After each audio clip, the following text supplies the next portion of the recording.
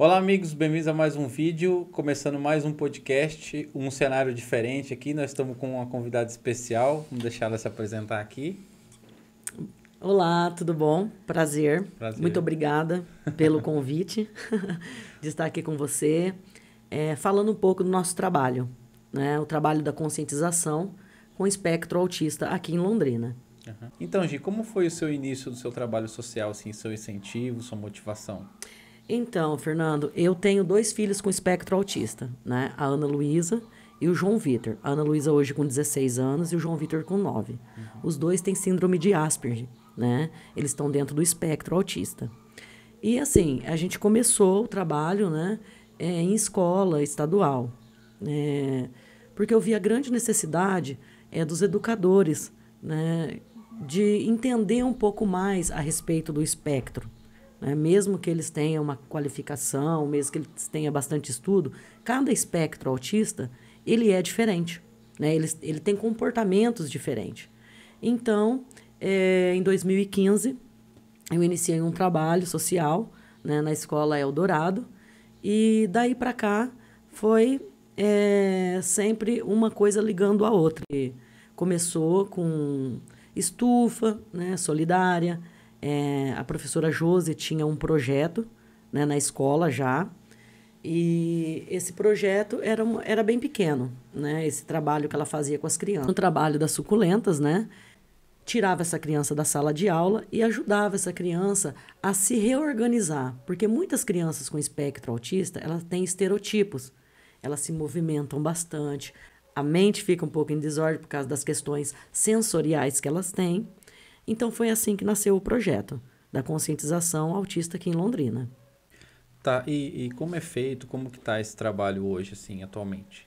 Então, essa primeira estufa que nós implantamos na Escola Eldorado, ela só foi possível que nós tivemos apoio de empresários, né?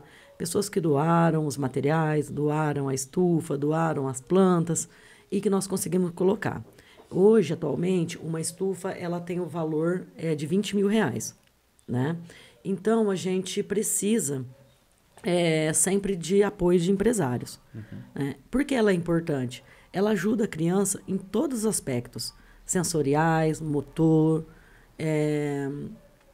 em questões de se reorganizar perante toda a educação dentro da sala de aula, né?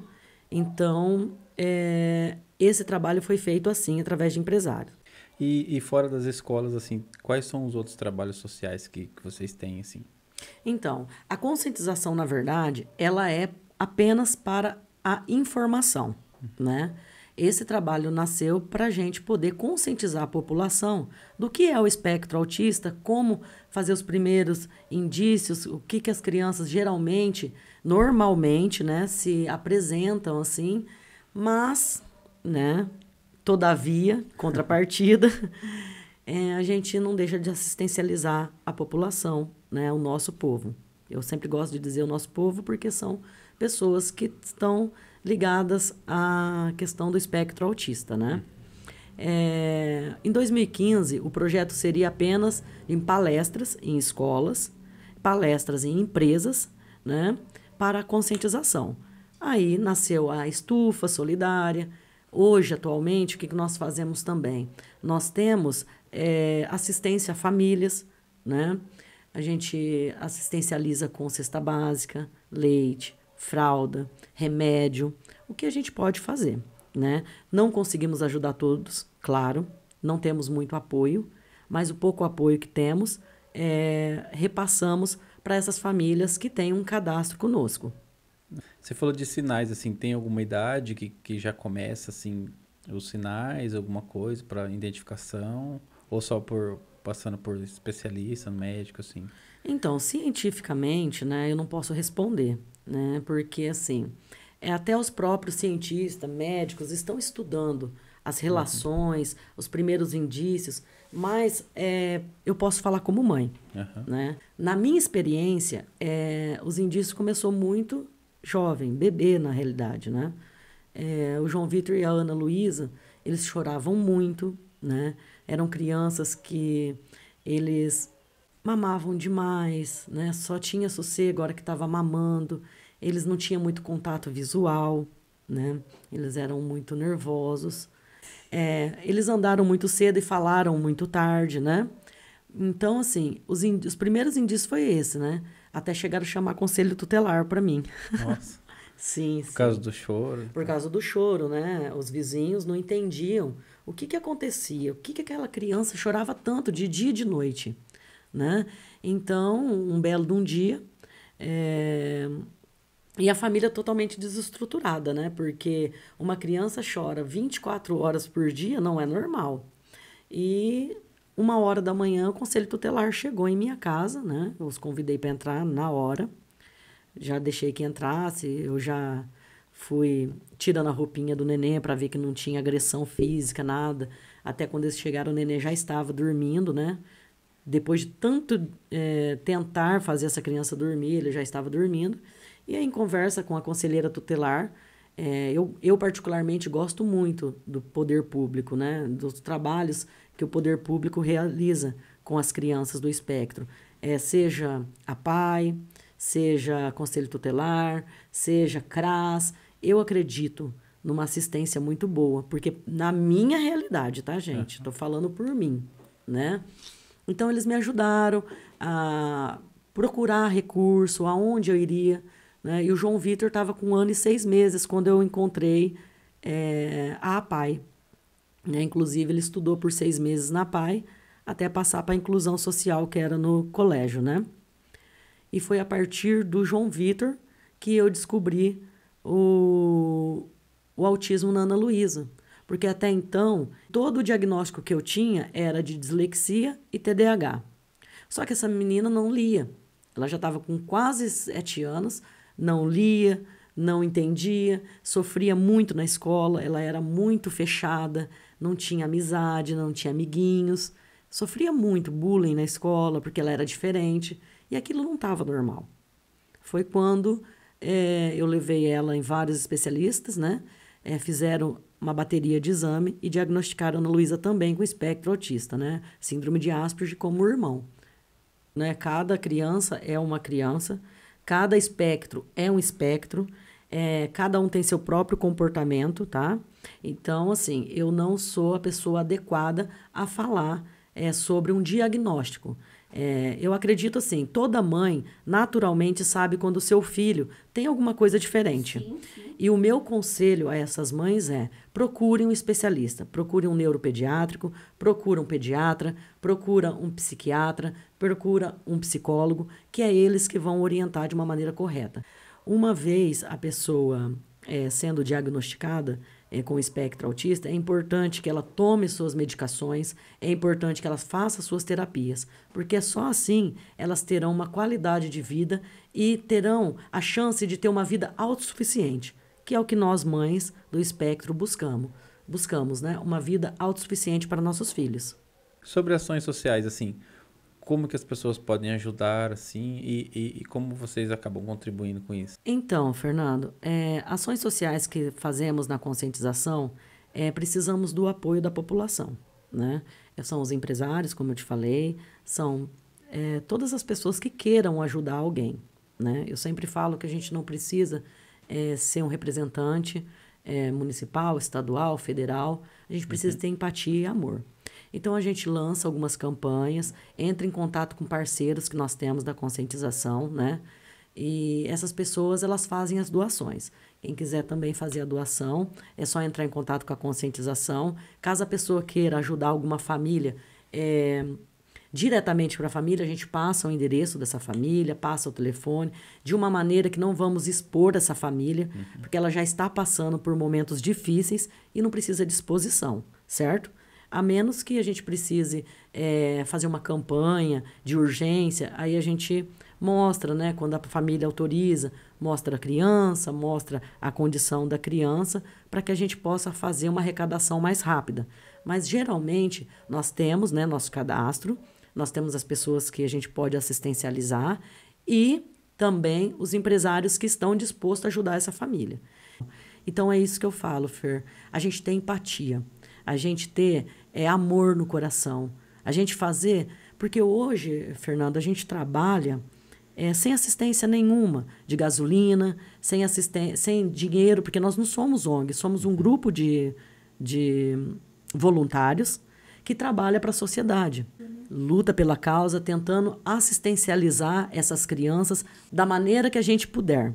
E por mexer assim com pessoas, né? Vereadores, assim, envolvidos na política, vocês são bastante criticados, são atacados. Você sabe que sim, né, Fer?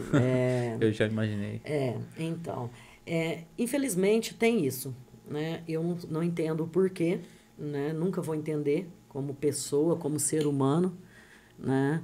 Mas tem isso, né? As pessoas cobram muito uma posição política minha, principalmente de mim, que coloco a cara, né? Uhum.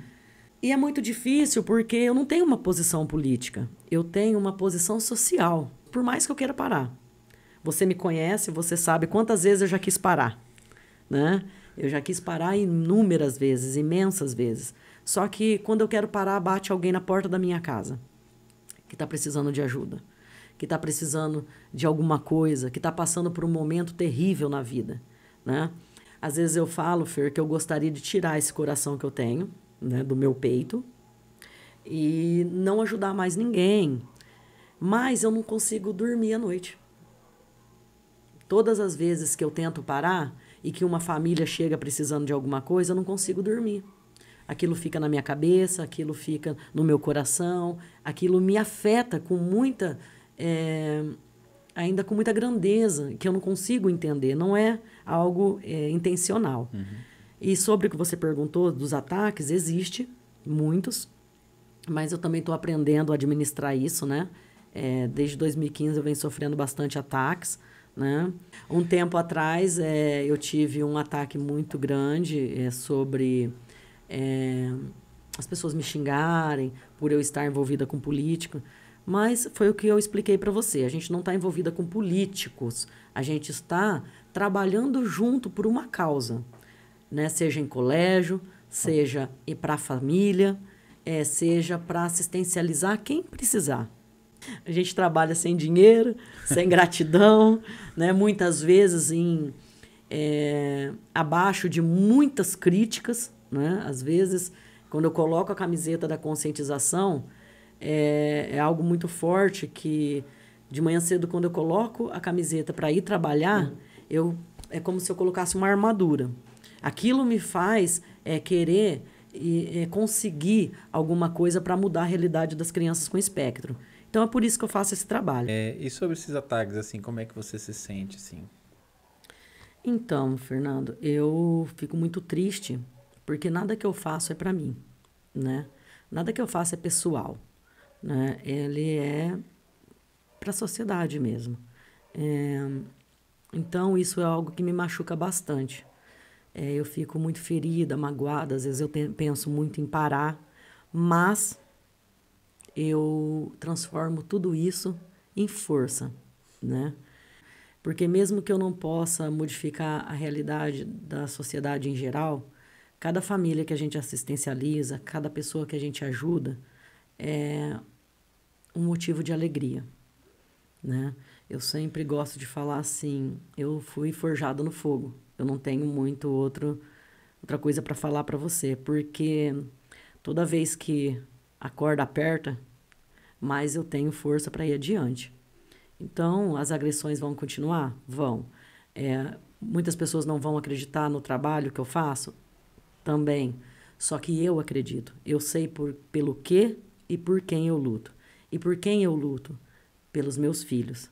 Eu acredito numa sociedade consciente de que o espectro autista, mesmo sendo diferente, mesmo tendo suas deficiências, mesmo tendo as suas lutas, que há a superação. Que através das terapias eles vão encontrar o caminho deles, né?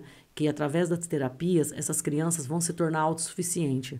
E o respeito da sociedade é muito importante. Essas crianças, Fernando, elas já têm uma luta pessoal muito grande, né? Elas enfrentam coisas que ninguém imagina. E é muito difícil a realidade delas. E o que eles enfrentam, assim, na sociedade que você acha mais difícil, assim? Mais uma vez, Fer, eu vou falar o que, como mãe, né? Eu não posso falar de uma maneira geral, porque, assim, há muitas associações ao espectro autista, como nós já falamos anteriormente, muitos distúrbios que eles são característicos também do espectro. Então, há uma grande confusão. Ai, será que é espectro? Meu filho tem isso, tem aquilo. Por isso que eu falei que é muito importante a pessoa procurar um especialista, tá? Mas como mãe eu vou falar o que, que é difícil. É difícil, Fernando, quando essa criança está dentro de uma sala de aula, ela sendo um adolescente, como ela tenta se enquadrar perante os amiguinhos.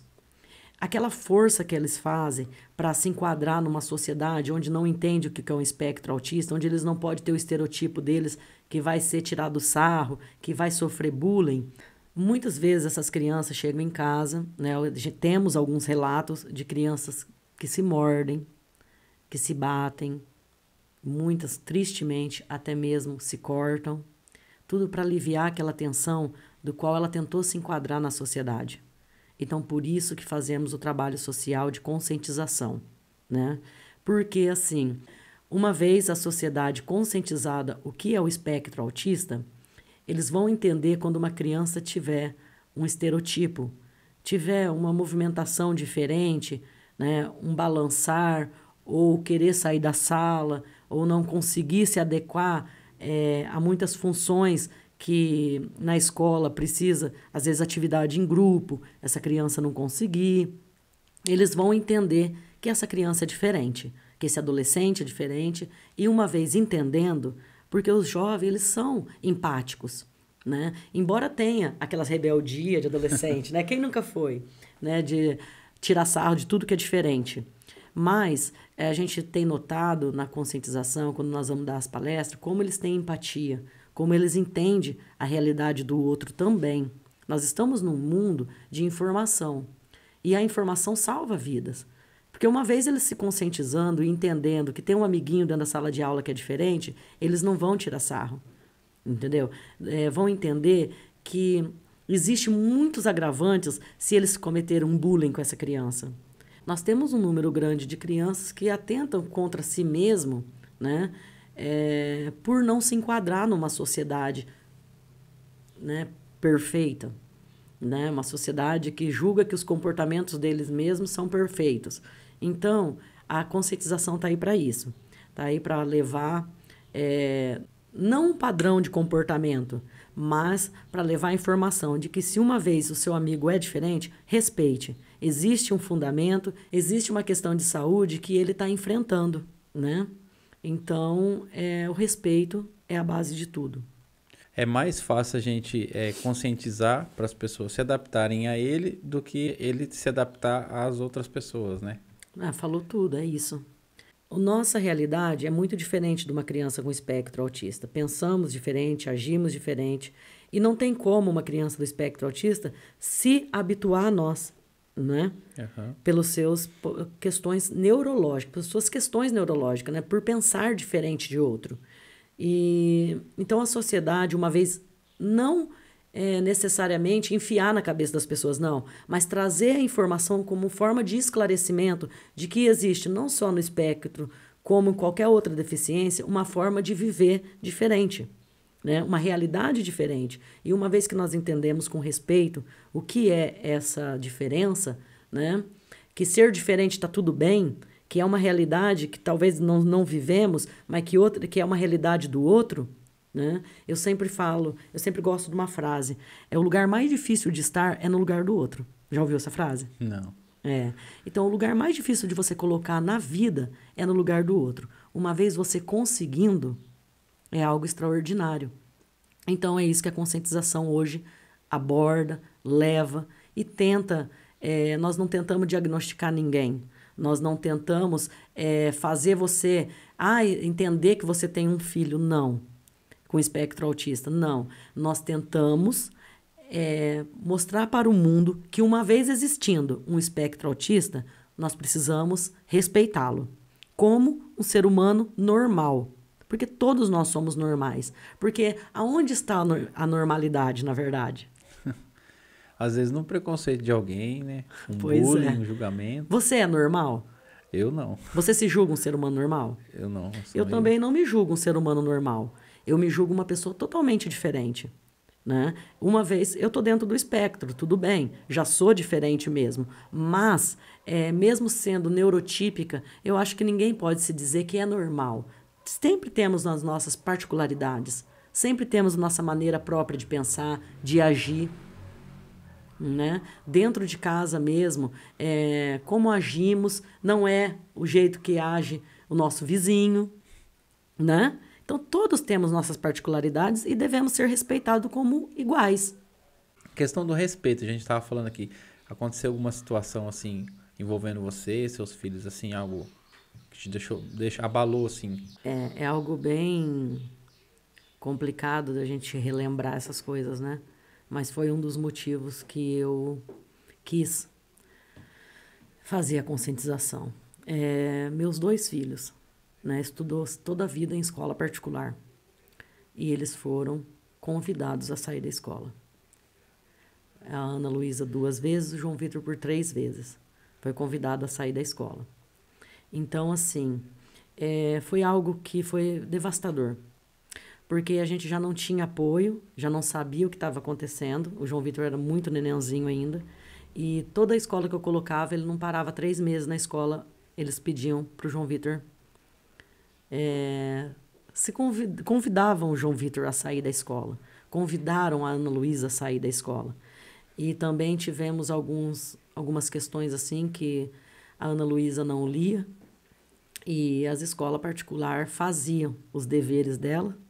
Me chamavam, falavam que ela tinha problemas, que ela não conseguia interagir, que ela isso, que ela aquilo outro, mas não dava um parecer, porque quando eu olhava nos trabalhos dela, estava tudo feito. Como nós, pais, na condição de pais, vamos poder contestar uma escola, né? Então, a gente passou por esses momentos, foi muito difícil. Hoje eu sou uma das pessoas que mais apoia a educação estadual e municipal por uma consciência própria, por ser ali que eu encontrei o apoio para os meus filhos. Nunca numa escola estadual que minha filha esteve, que foram 2, né? Uma ela estudou e eu tive que tirar por ser um pouco longe, né? E a segunda escola que ela tá também foi muito boa. Eles nunca convidaram meus filhos a sair, pelo contrário, colocaram o professor de apoio. Minha filha aprendeu a ler e escrever. Então, a Ana Luísa teve um apoio muito grande na escola estadual, né? Nunca foi convidada a sair. O João Vitor teve um apoio maravilhoso na escola municipal, tem um professor de apoio. Então, eu só tive coisas positivas na rede estadual e municipal. Então, eu sou uma das defensoras. Eu tirei meus filhos da escola particular e coloquei na escola municipal. Nada contra as escolas particulares. Eu estou dizendo a experiência que eu tive. Uhum. Tá certo? Quando a gente fala de uma situação assim, eu já imagino, tipo, bullying dos alunos. Eu nunca imaginei algo que viria, tipo, dos professores, da direção da escola. Exato. É complicado porque, assim, eu também não, né? Eu não digo assim, os professores nunca maltratou e pelo contrário, né? Sempre tentaram entender também o que estava acontecendo com aquela criança. Ela não tem maus tratos. Uhum. Não aconteceu e não existiu. Pelo contrário, né? Eu sempre era chamada pela coordenação. Só que também não tinha uma solução. Porque uma vez você tem um aluno que te dá problemas na sala de aula, o seu papel como escola é resolver esses problemas. Né? É você trazer os pais, sim, saber o que está acontecendo dentro de casa. Eu acho que isso é um papel natural da escola. Mas uma vez identificando que não tem nenhum tipo de problema dentro de casa, que o problema é educacional, do aprendizado da criança, é montar, né? É montar um sistema de estudo diferenciado para aquela criança, é capacitar os seus profissionais, os seus professores que estão ali, a lidar com essa criança de uma maneira diferente das outras crianças. Né? Então, assim, eu não tive bullying ou maus tratos, mas eu senti uma resistência em modificar o sistema perfeito do que eles estavam habituados, aquela criança padronizada. E hoje é muito importante também, eu até aconselho as escolas se adaptarem às crianças diferentes, porque nós temos um número muito grande de crescimento de crianças com espectro autista, né? Há 2 anos atrás, a cada 100 crianças, um espectro nascia. Hoje, a cada 44 crianças, né? Então, você vê o número de... um aumento nesse número, né? Então, cada vez mais, terão mais crianças diagnosticadas com espectro autista e muitas outras que não têm o diagnóstico e talvez nunca vão ter. Mas... que, independente de diagnóstico, eu sempre falo, é importante que a escola, como um todo, entenda as particularidades de cada aluno e tente modificar esse ensino que dito normais e que todos têm que se enquadrar, que cada ser humano e cada pessoa, ela entende e aprende de uma maneira diferente. Essa é a minha visão pessoal. Eu tenho uma dúvida aqui, em questão de como eles vão se desenvolver assim no cotidiano, né, para se ingressar no mercado de trabalho, tirar uma habilitação, assim, fazer o que todo mundo faz, assim, que a conscientização veio desde a escola, ela se estende assim, e como eles vão se adequar a essas outras instituições? Então, Fernando, é para isso que existem as terapias, né? A criança com espectro autista, uma vez diagnosticada, ela não pode ficar sem terapia, sem medicamento. Por quê? Essa criança, ela precisa se tornar autossuficiente. Uma vez, ela só se tornará autossuficiente se ela tiver as terapias adequadas, tá? Tiver sendo medicada adequadamente. Então, existem vários graus no espectro autista. O leve, moderado e o severo, tá? No grau leve, é muito importante que essas crianças, elas tenham terapias adequadas, tá? Elas tenham a medicação adequada, que será dado pelos profissionais da área, obviamente.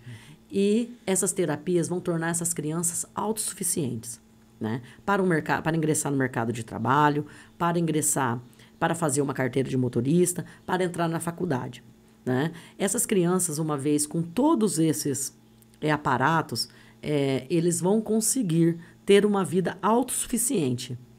Normal, como nós já relatamos, o que é normal? Né? Dentro da realidade deles, eles vão conseguir, com terapias adequadas, ter uma vida funcional. No moderado, já tem uma dificuldade maior, mas as terapias, os medicamentos, o apoio familiar vai dar uma estrutura para essa criança, para esse adolescente, para esse adulto, a ter uma vida o mais confortável possível. E no severo já é um pouco mais difícil, né?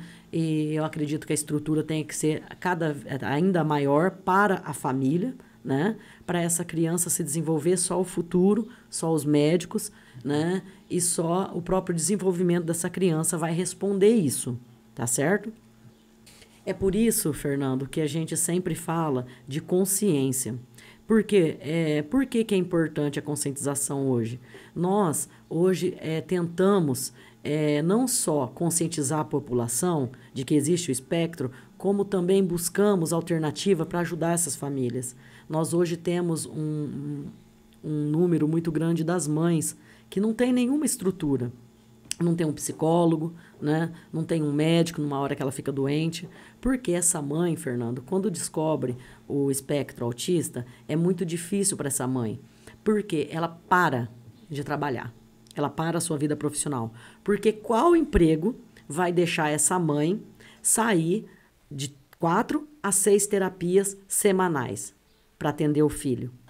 Então, uma vez essa mãe tendo que levar essa criança, que você viu quantas vezes eu falei que a terapia é importante para o desenvolvimento dessa criança. Então, o que nós estamos fazendo atualmente? Nós estamos buscando, junto ao poder público, junto à prefeitura, junto a deputados, por isso que a política social é muito importante, por isso que a gente tenta sempre buscar o apoio dos políticos, porque é eles que têm a caneta, é eles que vão dar o aval ali.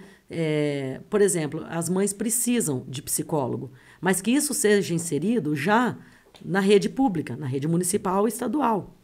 Isso, quem pode modificar essa lei é eles. E outra coisa também que a gente vem buscando bastante, batendo na tecla, temos até um deputado que está olhando isso para nós já, é a respeito da aposentadoria dessas mães. Quando elas recebem o diagnóstico da criança, umas com a criança com 1 ano, 2 anos, 3 anos, outras mais tardios, o que acontece? Ela para de imediato a trabalhar. Essa mãe fica sem renda, né?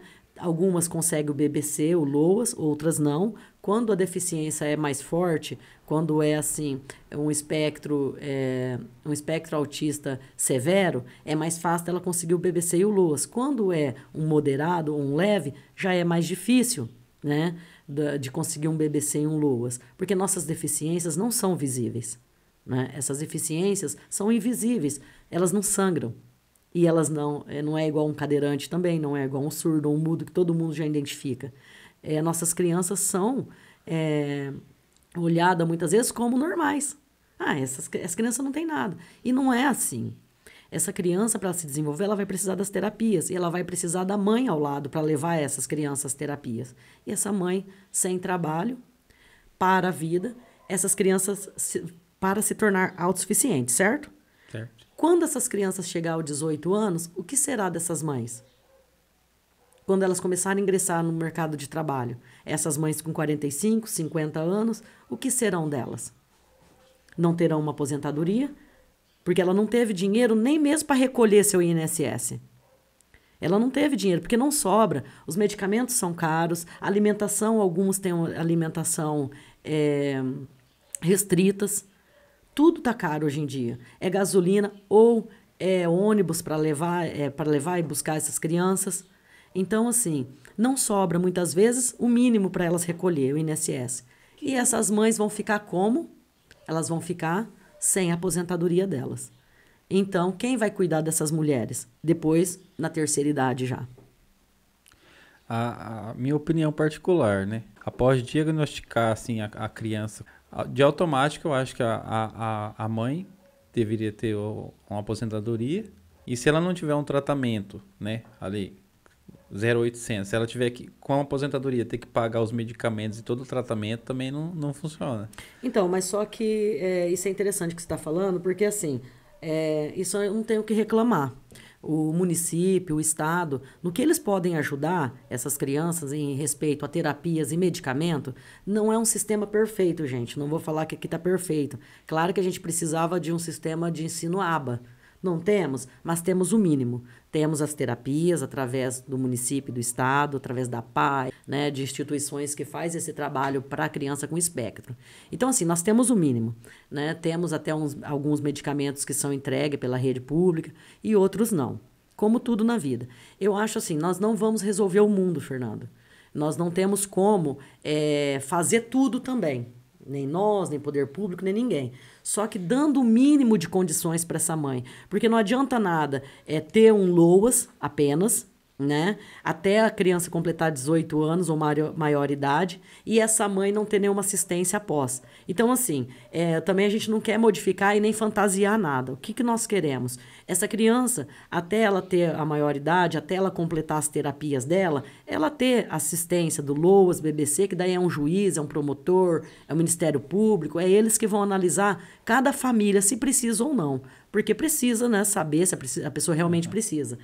Mas uma vez essa criança, a mãe, levando essa criança certinho, provando que levou a vida inteira certinho essa criança ingressando no mercado de trabalho como adulto, autossuficiente, essa mãe tem uma assistência depois. Porque ela vai ficar, né, desamparada na velhice. Quem vai amparar essa mulher? Então, é uma utopia, é um sonho, mas é um sonho possível se a gente sonhar junto. Sonhar junto com a sociedade, sonhar junto com as políticas sociais e entender também, diante de lei, o que pode ser feito, o que não pode para assistencializar uma vez essa mãe que cumpriu todo o seu papel para tornar essa criança autossuficiente para ingressar no mercado de trabalho, entendeu? Ele já tem um mínimo ali, né, com um pouco de medicamento, com tratamento, mas eu acho que uma aposentadoria ia dar uma implementada legal. A criança, ela tem uma alergia, né? Algum alimento, algum medicamento, ou até intolerância à lactose, algo assim. Então já é mais um empecilho, né? Mais uma barreira ali, mais uma dificuldade, né? Eu acredito assim. é, Essa mãe que tem um filho com espectro autista, dificilmente ela conseguirá entrar novamente no mercado de trabalho. Uma vez diagnosticado com espectro, terá vários tratamentos, terá várias comorbidades, porque às vezes ele não tem só o espectro, ele tem alergia alimentar, como você disse, ele tem algumas restrições sociais, tem diversas comorbidades. Mas, assim, o que nós estamos buscando? Uma emenda na Constituição que nos auxilie, nós mães, após o tratamento dessa criança. Tá? O BBC e o LOAS, uma vez que a mãe vai atrás, uma vez que ela tem o direito, e ninguém está ali para negar nada ao direito das pessoas. Ninguém está falando aqui, o INSS não vai negar o direito da pessoa uma vez que ela tenha, o Ministério Público não vai, ele não está ali para punir pessoas, ele está ali para ajudar. Então, uma vez ele vendo a necessidade dessa mãe, ele vai ajudar. Né? Eles vão liberar ali a assistência do BBC ou do LOAS para essa criança. Mas a minha preocupação como sociedade é após essa criança se tornar autossuficiente. Pós-tratamento, né? Pós-tratamento, pós essa criança ingressar no mercado de trabalho. A minha preocupação é a velhice dessas mães. O que serão delas? Que dedicou a vida ao filho, que dedicou a transformar e ajudar essa criança a se tornar um membro ativo dessa sociedade. Como que vai ser a vida dessa mãe? Então, o que nós pedimos? Uma reavaliação ali, o que pode ser feito para assistencializar uma mãe que dedicou a vida certinho a esse filho, né? Aqui ninguém está aqui para falar mal do INSS, nós não estamos a falar mal dos governantes, não é nada disso. Então, a gente tem que ter um deputado que está dando uma olhadinha nisso para a gente, com a sua assessoria jurídica, como pode ser feito isso, como pode levar lá, né, no nosso legislativo, para ver se existe uma forma de que nosso Senado, presidente, seja quem for, que tenha um olhar para isso e ver que isso realmente é necessário. Porque nós, como mãe, sabemos que é necessário. Nós precisamos. Eu mesmo, quando eu tiver 45, 50 anos, eu parei a minha vida profissional. Eu não vou ter uma assistência, né? Uma vez sendo mãe solo, piorou. Quem vai cuidar de mim? Porque os meus filhos, eles estão ingressando e eles estão fazendo terapia e eles estão se tornando autossuficientes e as terapias vêm ajudando grandiosamente os meus filhos, né, a alçar voo. E após que eles alçarem voo, o que será de mim? Então, eu falo como mãe, né? Eu sei as necessidades de uma mãe. Hoje, talvez, nossa, mas já está preocupada? Estou preocupada, porque o que será de nós? Como eu, existem milhões, né? Então, se existir alguma forma de modificar, eu peço encarecidamente, né, que a nossa política dê uma olhada nisso, né, que tenha um olhar para nós mães, porque nós precisamos de assistência após conseguirmos ingressar nossos filhos numa sociedade. Então, Gi, é isso. A gente trouxe um pouco aqui sobre o trabalho da conscientização. Eu quero agradecer, né, você ter aceitado o convite, né? Imagina. E se você quiser, eu vou deixar você à vontade para você deixar suas redes sociais ou deixar algum recado, E se alguém tiver alguma dúvida, pode perguntar nos comentários desse vídeo ou no Instagram da Gi, né, Gi? Sim, sim. Eu que agradeço. Sempre é muito bom a gente falar sobre a conscientização autista, né? Porque assim dá oportunidade para as pessoas entender um pouco mais, né? Obviamente que existe muitas coisas que nós precisamos falar, mas fica curto, né, o tempo para a gente poder abordar todos os assuntos, mas estamos aí, né, para quem precisar da gente, seja o que for uma informação ou uma assistência, no que tiver ao nosso alcance, o que a gente puder fazer, estamos à disposição, né? Meu Instagram é pessoal, é gi.zl2104. Quem quiser falar comigo, me conhecer, pode mandar um direct, né? Que assim que possível eu respondo, tá? Então, quero agradecer até mesmo você e sua equipe, né, que está aqui, muito obrigada, de vocês ter se locomovido para cá, né, facilitado essa entrevista, tá? Obrigada, de coração. Foi, como eu posso dizer, até uma admiração, né, você lutando pela causa, então, sei que já é muito difícil, então, quanto mais a gente puder facilitar para você. Obrigada, Fer. Obrigada de coração. Bom, então é isso. Compartilhe esse vídeo, né? Com o máximo de pessoas que você puder, né? Para poder espalhar essa mensagem.